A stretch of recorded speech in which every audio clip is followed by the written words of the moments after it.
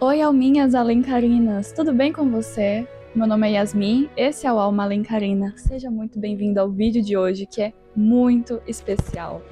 Acho que eu tava segurando esse vídeo. Olha, meu sonho era fazer esse vídeo. Hoje, dia 1º de maio, é um dia muito importante para todos nós, principalmente para nós que somos da área de letras, para nós que gostamos de ler, que damos valor ao que nós temos de mais precioso. Hoje é o Dia da Literatura Brasileira.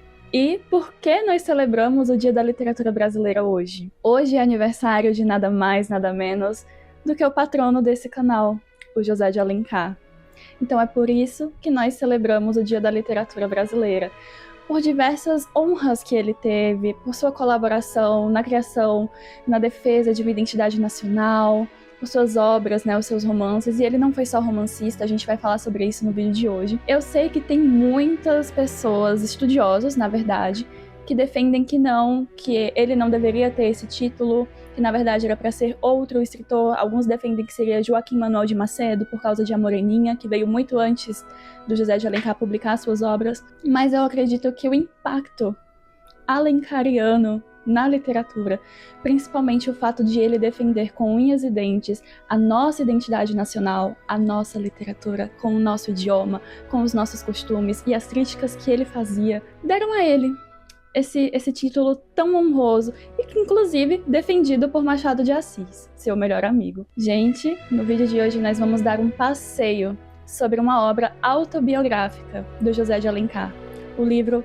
Como e Por que Sou Romancista. Então, já se prepara aí, esse livro é muito legal, eu gosto muito dele. Eu trouxe pra vocês porque é aniversário dele e vocês sabem que eu gosto muito dele, então eu quero muito que vocês conheçam esse lado Alencar que eu tanto aprecio, a história de vida dele, como se deram as desventuras de escrever as obras dele, porque, gente, ele tentou desde muito cedo, mas aconteceram muitas coisas. Então hoje nós vamos conversar sobre a vida dele. Esse homem tem os seus encantos, mas também tem os seus defeitos, e eu não gostaria de abordar esses defeitos agora, porque não é algo que eu domino, mas eu sei que existe muito dualismo na obra e na vida do José de Alencar, principalmente nas questões políticas. Mas hoje nós vamos falar sobre o escritor, o José de Alencar. Então, já se sente aí, pega seu café, sua água, seu suco e vamos conversar, ter esse bate-papo tão legal sobre um escritor que pra mim é o melhor. Pode não ser o melhor, mas pra mim é o melhor. Eu sou o melhor. Posso não ser, mas na minha cabeça eu sou o melhor. Então, gente, se é a sua primeira vez nesse canal, seja muito bem-vindo. O meu nome é Yasmin, esse é o Alma Alencarina. Eu te convido a permanecer conosco. Se inscreva no nosso canal, curta esse vídeo, comente, deixe seu comentário aqui e compartilhe com mais pessoas para que elas possam conhecer esse projeto que é o Alma Alencarina. E é isso, pessoal, vamos lá, vamos começar. Então, pessoal, agora a gente vai conhecer um pouquinho da biografia do José de Alencar. Ele nasceu no dia 1º de maio de 1829, em Fortaleza, na região metropolitana, na verdade, em Messejana, no Ceará. E é por isso que nós celebramos o Dia da Literatura Brasileira no dia 1º de maio, por causa do aniversário dele. E também um fato curioso, nós cearenses, e especificamente pessoas que moram em Fortaleza, mas é um título que foi concedido a todos os cearenses que queiram usar, né? Temos um gentílico chamado alencarino, por isso que o nosso canal se chama Alma Alencarina. E esse título alencarino, diferente de alencariano, mas a semelhança é que fala sobre a mesma pessoa. Todos os dois títulos estão voltados ao José de Alencar, mas alencarino é o gentílico de quem nasce na terra do José de Alencar, enquanto alencariano é em virtude da obra. São as pessoas que estudam a obra do José de Alencar, é referente a toda a bibliografia dele. O José de Alencar, ele foi filho do político e jornalista e padre, essa é uma parte polêmica, José Martiniano Pereira de Alencar. O José de Alencar também tem o Martiniano, o nome dele é José Martiniano de Alencar. Mas aqui a gente vai chamar só o José de Alencar, o filho, e José Martiniano, o pai, para não dar uma confusão. E outra parte polêmica dessa questão biológica dele é que o José Martiniano Pereira de Alencar, por ser padre, né, é uma polêmica, padres não podem casar. E ele teve um caso com a prima dele, Ana Josefina de Alencar, que é a mãe do José de Alencar. Ele teve toda uma questão política, assim, na família dele. A família dele tem muitas pessoas que participaram de revoluções políticas. Um exemplo a se destacar é a própria avó do José de Alencar, a Bárbara de Alencar, heroína da Revolução Pernambucana de 1817. Ele também foi irmão do diplomata Leonel Martiniano de Alencar. Gente, o irmão dele é tão lindo quanto ele, tá? Só pra deixar claro pra vocês aqui. Sou fã dos dois, assim. Sou apaixonada pelo José de Alencar, mas o irmão dele é tão bonito. Muito bonito. E como vocês sabem, não sei se vocês lembram do nosso primeiro vídeo do canal, que foi os 5 minutos, nós apelidamos gentilmente o José de Alencar de Barbie das profissões. E por que esse apelido? Porque, gente, ele não teve uma ou duas profissões. Ele foi muita coisa. Ele é agro, ele é tech, ele é pop, sabe?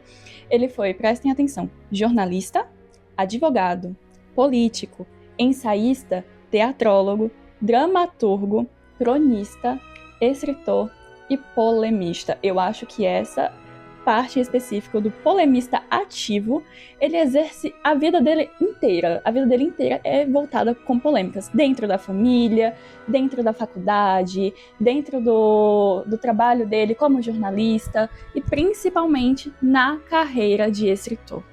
Porque ele começa a carreira de escritor dele já com polêmicas. Era um costume da época que se começasse... Eu falo sobre isso, inclusive eu vou deixar aqui em um dos vídeos que serão publicados, que se chama Sonhos d'Ouro, que é sobre uma das últimas obras do José de Alencar. E eu falo muito sobre essa questão, né? Dele começar a carreira política dele literária, com muitas polêmicas. Mas uma coisa que nós sabemos, pelo menos eu defendo, é que o José de Alencar foi uma pessoa nascida para a literatura. Era a principal vocação dele. Não tem como pensar no José de Alencar sem pensar em um grande escritor. Na sua autobiografia, Como e Porque Sou Romancista, que foi escrita em 1873 e publicada em 1893, o José de Alencar vai dando passeios sobre as reminiscências da vida dele, principalmente na reflexão de onde foi que tudo começou, onde foi que eu senti aquela centelha da literatura inserida na minha vida. E em um episódio, acredito que no capítulo 2 e 3, ali, quando ele vai falar sobre a vida dele na escola, toda a questão que ele aprendeu, como que era a rotina dele, ele fala que por saber ler bem, por ter bastante domínio da língua, ele recebe em casa uma honra, um cargo muito honoroso, o de ledor da casa. Então era ele quem ficava responsável por ler para as senhoras, para a mãe e para a sua tia, para as amigas que ficavam ali costurando, enquanto muitas reuniões políticas aconteciam ali na casa do José de Alencar. Muitas tomadas de decisões importantes, inclusive a maioridade de Dom Pedro II, foi discutida na própria casa do José de Alencar. E ele era muito criança, então ele conta que tinha curiosidade sobre essas coisas, mas que ficava mais tempo ali com a mãe dele por conta da leitura, porque ele era um filho muito apegado à mãe, e ele até brinca dizendo que aqueles homens poderosos que iam lá só queriam, na verdade, comer o chocolate que a mãe dele fazia.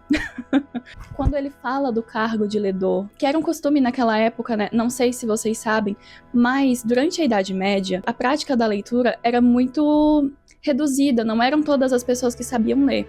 E o ledor surgiu nessa necessidade. Era ele quem ficava responsável, geralmente o dono do livro, por reunir um grupo de pessoas e ele lia para aquelas pessoas. Então era o José de Alencar que tinha esse trabalho de ler para as senhoras que estavam ali. Então ele lia novelas, lia romances e ele comenta até que era muito pouquinha a variedade de livros que ele tinha e que talvez por isso, por sempre estar lendo os mesmos livros, ele já sabia o modelo de escrita do romance, né? Ele já sabia como que funcionava aquele modelo, então ele já tinha em mente toda a estrutura narrativa. E ele se refere a esse cargo como honroso cargo de ledor, com que me devanecia. Então, gente, é muito interessante ver ele lembrar da infância dele, da adolescência dele, e mais na frente ele brinca dizendo que esse cargo era muito custoso, que às vezes a mãe dele acordava ele para que ele pudesse ler, que ele não tinha tantos momentos assim de lazer por causa desse cargo. E ele fala assim: a reputação, já naquela idade, era um fardo e bem pesado.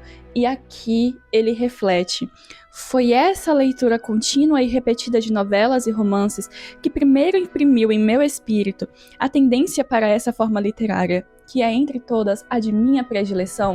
Então você já vê aqui a semente sendo plantada no coração de uma criança que veio a se tornar um dos maiores escritores do nosso país e o pai da nossa literatura. Ele também menciona mais na frente um episódio envolvendo um amigo dele chamado Joaquim Sombra. E esse amigo, ele estava vendo ele rabiscando. Então, nessa época que o José de Alencar descobre ali descobrindo ali essa centelha, vai tendo essa curiosidade, quero escrever um livro, quero ser escritor.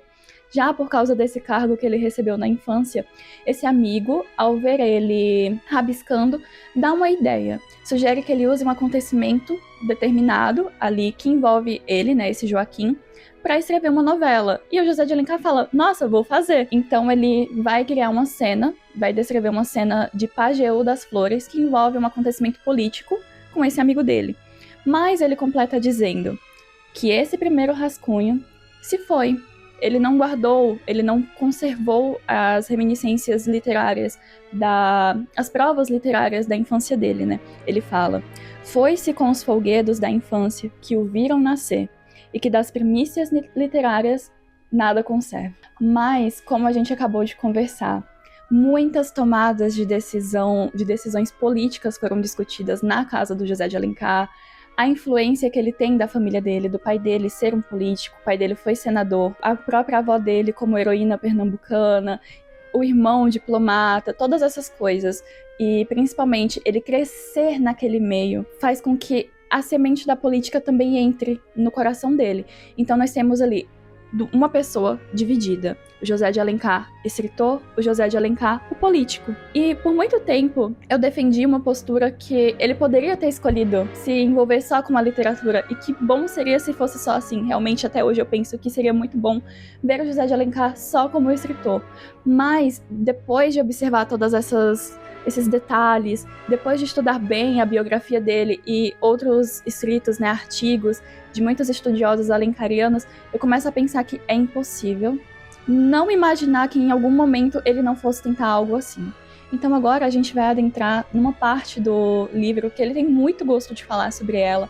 Foi nessa parte que nós tivemos o amadurecimento do Alencar para a escrita. Período da faculdade de Direito. Ele ingressou no curso de Direito com 13 anos. Sim, pessoal, com 13 anos. E ele menciona que na sua bagagem haviam cadernos escritos, alguns rascunhos de livros. Ele tinha 2 livros que já estavam em andamento. Um com a introdução, o outro já em seu desfecho. Nessa época, então, ele tinha ali 2 moldes para o romance, ou seja, 2 livros em andamento. E é muito interessante você ver que ele vai trabalhar, ao mesmo tempo que ele vai falando sobre a vida dele, ele vai falando sobre o surgimento daquelas obras mais famosas. Ele menciona bastante nessa viagem que ele faz, né, do Ceará para a Bahia, como que ele conseguiu, assim, lembrar. Ele era muito criança durante essa viagem, e ele, no momento desse capítulo da faculdade, ele vai refletindo: como que eu pude me lembrar daquela imagem que me marcou do oceano? E ali ele tem o cenário perfeito para escrever Guarani e também Iracema, que é o livro-irmão. Se eu não me engano, Iracema é livro-irmão de Guarani, e ele fala sobre isso também no próprio livro, né? Acho que na Bênção Paterna de Iracema, ele já fala sobre isso. O José de Alencar, nessa obra, em Como e Porque Sou Romancista, ele afirma que a página acadêmica é riquíssima em memórias, abrangendo melhor a monção da existência dele. Então, como eu falei, ele tinha 13 anos de idade, era um adolescente, the little Alencar. E, gente, na mesma faculdade que ele estudou, muitos outros escritores estudaram, entre eles o queridíssimo Álvares de Azevedo, que foi colega do José de Alencar, né? É muito interessante a participação do Álvares de Azevedo nessa parte da vida do José de Alencar. Eu tenho uma teoria sobre essa participação, eu vou falar sobre isso. O Álvares de Azevedo, infelizmente, veio a falecer muito jovem, ele estava na casa dos 20 e poucos anos, vítima de tuberculose, que é uma coisa muito comum entre os romancistas. Mesmo assim, a gente vê ali que um cenário, uma faculdade, foi palco para muitos grandes nomes da nossa literatura. O José de Alencar, ele vai mencionar que naquela época da faculdade, um de seus amigos, o que eu penso que seja o Álvares de Azevedo, por conta da questão romântica, era entusiasta do Joaquim Manuel de Macedo, e este tinha acabado de publicar sua obra Moreninha. Então, assim, era o hype da galera, esse livro, né? Ele tava em alta. Então, muitos amigos dele se reuniam ali e ficavam conversando, e ele fala que ficava só escutando, né? Pra aprender e tal, entender como é que funcionava. E com tantas honras dadas àquele escritor, ele ficou muito encantado. Imagina, gente, o Delírio Alencar, vendo tantas pessoas elogiando um escritor por causa dessa obra, por causa de uma obra, de um livro. Ele que estava planejando já os seus 2. Então ele começa ali, né, a ter aqueles sonhos, aqueles devaneios. Meu Deus, eu quero isso pra minha vida. Só que ele completa essa parte falando: não sabia eu, então, que em meu país essa luz que dizem glória, e de longe se nos afigura radiante e esplêndida, não é senão baço lampejo de um fogo de palha. Ele não deixa de criticar, né? Nem na sua autobiografia ele deixa de jogar as farpinhas dele. É isso, gente. Esse é o retrato dos nossos escritores, né? Realmente é assim.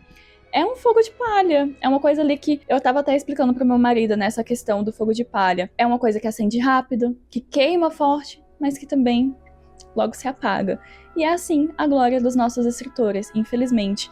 E que bom seria, eu acho que é até utópico, imaginar o nosso país como um país que valoriza de fato essas pessoas tão dedicadas à nossa literatura, esses escritores, artistas que o José de Alencar tanto defendeu, e não só o José de Alencar, muitos outros escritores também falaram sobre isso, Machado de Assis, o Augusto dos Anjos, e nós temos até os nossos escritores contemporâneos que também sofrem esse tipo de coisa, né?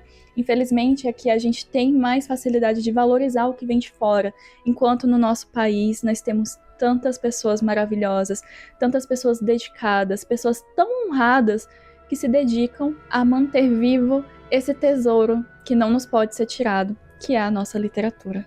E foi nesse período acadêmico que o José de Alencar afirma que conheceu grandes escritores, Balzac, Dumas, Hugo, Chateaubriand e também o seu querido Lord Byron, o bezerro de ouro do José de Alencar. E ele afirma que foram esses escritores, o contato com esses escritores, que despertaram ele, né? Foi ali a centelha de realmente ele decidir, eu quero ser escritor.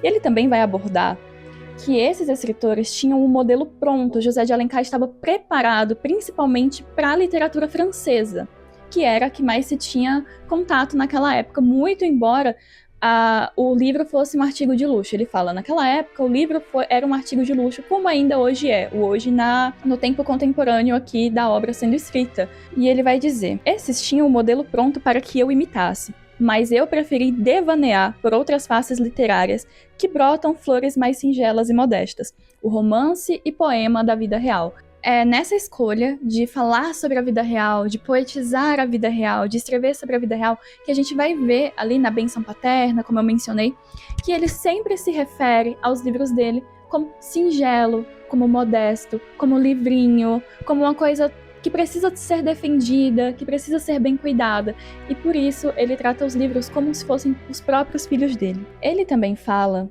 que se arrepende amargamente de não ter conservado nenhum arremedo, nenhum escrito daquela época, nenhum rabisco, nenhum rascunho. Ele fala que esses rascunhos serviriam como relíquias para os filhos, estimulando-os a fazerem melhor. E, gente, José de Alencar, ele foi pai de um escritor, o Mário de Alencar. Então eu acho que é pensando nisso, nessa possível influência na vida dos filhos para que seguissem esses passos, principalmente o Mário, que ele pesa, ele sente esse pesar de não ter conservado nada. Então, somente em 1848, ele afirma que surge nele a veia do romance, muito embora já tivessem ali pequenos fragmentos cutucando ele, né, como a gente já veio trabalhando aqui ao longo do vídeo. E ele fala que, ao recordar mais as reminiscências da infância dele, ele conseguiu imaginar ali o que seria o broto de Uguarani e Iracema. Ele sempre tem esse contato das reminiscências da infância. Iracema é o livro da terra dele, é o livro de Messejana, é o livro do Ceará. E também defendem o anagrama para o descobrimento das Américas. Da América, gente. Até porque o filho de Iracema, o Moacir, representa o filho da dor, Então tem toda essa trajetória de como foi a chegada dos colonizadores ali, né? E também o local onde Iracema foi enterrada é o Ceará, é onde se está, onde se marca o Ceará. Nessa época, em 1848, ele estava buscando um cenário, ou talvez um personagem, alguma coisa que ele pudesse focar ali para construir o romance dele. Dentro dessas questões, ele se muda para Olinda, ele faz, acho que se eu não me engano, o 3º ou 4º período do curso lá. Então, ele menciona também que muitos acontecimentos difíceis, talvez até o falecimento do pai dele, faz com que ele se refugie mais ainda na literatura. E aos 26 anos, finalmente, forma o José de Alencar o seu primeiro romance. Só que, infelizmente, não tem um final feliz. Essa parte eu apelido carinhosamente de cinzas. De quando ele escreve o primeiro livro dele, é pra mim uma das partes mais cômicas dessa autobiografia dele. Ele fala que escreveu o livro, finalmente, né, escreveu o livro, pegou as folhinhas, guardou num baú, no armário dele. E aí vem a parte trágica. Ai, gente, eu ri demais. Infelizmente, eu ri demais. Ele fala que um infeliz colega de quarto descobriu onde ficavam essas folhas, e ele não sabia que era o livro que ele estava escrevendo. Então ele menciona, toda vez que este infeliz queria pitar alguma coisa, ele pegava uma folha e usava para acender o charuto. Então, gente, alguém fumou a obra do José de Alencar. E eu tenho pra mim que eu sei quem foi. Não existe nenhuma comprovação, isso é uma teoria, voz da minha cabeça, mas eu defendo assiduamente que foi Álvares de Azevedo. Sim, o senhor de A Lira dos 20 anos fumou a obra do José de Alencar e não tem uma pessoa que me prove o contrário. É o que eu defendo aqui, ó. Eu e Yasmin, tá? Eu e Yasmin. E eu posso falar muito sobre isso, porque, gente, o Álvares de Azevedo era uma pestinha, tá? Ele era muito travesso, tá? Então, assim, fazia muitas brincadeiras, era um devasso. A gente tem ali A Noite da Taberna, né, que fala sobre isso, é um pouco até biográfico pra ele, essa obra. Eu acredito que por serem amigos, o José de Alencar estava ali naquele meio, mesmo sendo um pouquinho reservado. O José de Alencar era muito reservado, né? Gente, adolescentes, jovens, né, fazem merda. É isso. Então, a gente tem toda essa travessia, né, do José de Alencar na infância, na adolescência, no seu curso de Direito, o seu livro fumado, infelizmente. E aí, depois de se formar, em 1856, ele se torna redator-chefe do Diário do Rio de Janeiro. E é aqui que entra o seu primeiro livro, 5 Minutos. Nós temos um vídeo sobre ele aqui no canal, tá? Vou deixar o link aqui em cima, ou talvez nas descrições do vídeo. Ele vai falar sobre como foi escrever 5 Minutos. Ele escreveu em meia dúzia de folhetins, e depois foi publicada de forma avulsa, sem carregar o nome dele. E depois ele vai publicar A Viuvinha, que é a continuação dessa obra. Nós também temos um vídeo sobre A Viuvinha aqui no canal. Eu convido você a assistir, se você quiser. E eu acho que essas duas obras são as obras iniciais para você que nunca leu José de Alencar e que quer conhecer. Eu recomendo super, recomendo assim, de olhos fechados. Eu ponho minha mão no fogo de que são as obras mais gostosas dele para você começar. E ele menciona também que a ideia principal era de que A Viuvinha viesse primeiro e 5 Minutos fosse a continuação. Já ali, seu terceiro romance, O Guarani, foi escrito em forma de folhetim, e mais no final ele vai mencionar que ele escreveu o Guarani, o seu terceiro romance, diariamente, ali como folhetim para ser publicado no Diário do Rio de Janeiro, né? E ele vai falando um pouquinho sobre como foi o processo de escrita, sobre como foi difícil para ele, inclusive fazer Iracema, porque não tinha uma pessoa que pudesse editar. Então ele editou essa obra de forma pessoal, foi ele que trabalhou inteiramente nela, não só como escritor, mas como editor. Ele fala que por causa disso, por tanto trabalho que deu, né, para fazer pesquisa, para imaginar essa lenda e todas essas coisas, a obra quase não veio a ser publicada. Então agora a gente vai falar um pouquinho sobre a vida pessoal do José de Alencar. Não temos muitas informações, até porque ele era muito reservado. Então, até mesmo na sua autobiografia, ele não menciona muitas coisas sobre relações, né? Tipo, com quem que ele já namorou? Será que ele já se apaixonou? E também não menciona quase nada, acho que, se eu não me engano, ele não menciona nada, muito pouquíssimo, sobre a esposa e os filhos, né? O José se casou tardiamente com a Georgiana, e com ela teve 6 filhos. E entre esses filhos se destacam o Mário de Alencar, que era um escritor. Inclusive, existe um diário escrito pelo Mário de Alencar que fala muitas coisas sobre como era a rotina na casa dele. Também tem o episódio da morte dele. Ele vai escrevendo muitas coisas do cotidiano. Então ali, os estudiosos que conseguiram encontrar essa obra, não é uma obra de fácil acesso, esse diário, eles conseguiram pegar um pouquinho mais sobre quem era o José de Alencar, né, o seu temperamento, sobre como ele se comportava, principalmente sobre ele ser reservado. O Mário de Alencar escreve sobre isso, ele não saía de casa. E depois que ele se casou, né, muitos amigos também afirmam isso, que o José já quase não saía. E depois que se casou, foi aí que virou uma pessoa do lar. Ele era muito do lar. E dentro dessa questão da vida pessoal, a gente não pode deixar de falar sobre as polêmicas. Foi assim que o José conseguiu a carreira dele como escritor, criticando ali o poeta do imperador, dizendo que ele maculava o nosso idioma, maculava o nosso país, dizendo que era uma cópia barata dos outros escritores estrangeiros e que aquilo não era o Brasil, e foi nisso que ele construiu ali o império dele.